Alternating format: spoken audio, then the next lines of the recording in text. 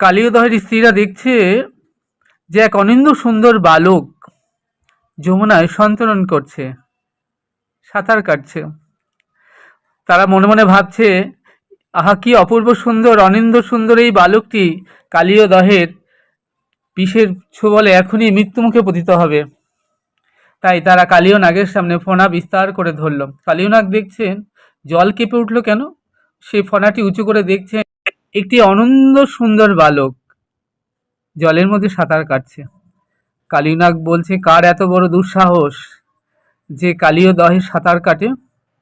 অমনি কালীয় নাগ তার লেজ দিয়ে ওই বালকটিকে পেঁচিয়ে ধরেছে আর জোরে জোরে ঘর্ষণ করছে।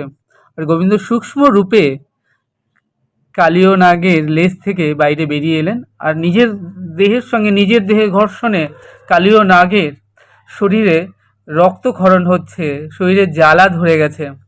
অমনি গোবিন্দ কালীয় নাগের মাথার উপর উঠে যেই একের পর এক ফণাগুলোকে ভেঙে দিলেন, কালীয় নাগকে বললেন, তোর এত দুঃসাহস, তুই আমাকে ছোবলে দিয়েছিস।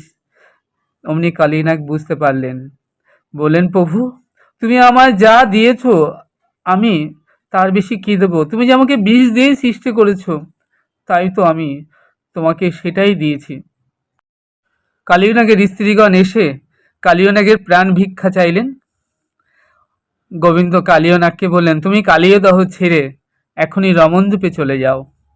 কালীয় নাগ বললেন, রমণদ্বীপে তো গরুর পাখি আছে, আমায় খেয়ে ফেলবে।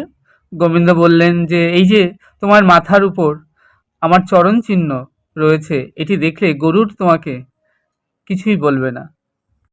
তখন কালীয় নাগ আমার গোবিন্দের আদেশে কালীয় দহ ছেড়ে রমণদ্বীপে উদ্দেশ্যে রওনা হয়ে গেলেন।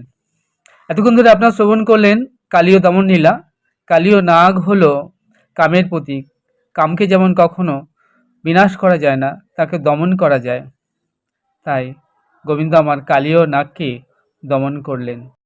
আপনারা দর্শন করছেন জগৎগুরু কৃপালুজি মহারাজের এই অদ্ভুত সুন্দর প্রেম মন্দির, আর শ্রবণ করছেন শ্রীমদ্ ভাগবত থেকে কালীয় দমন লীলা কথা।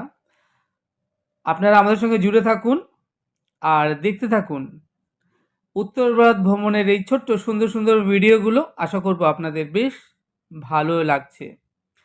চ্যানেলটি সাবস্ক্রাইব করবেন। আপনারা ভালো থাকবেন, সুস্থ থাকবেন, আনন্দে থাকবেন। দেখা হচ্ছে তাহলে আগামীতে আরেকটি নতুন সুন্দর ভিডিওর সাথে। সেই অবধি আপনারা আমার সঙ্গে প্রেম সে বলুন রাধে রাধে।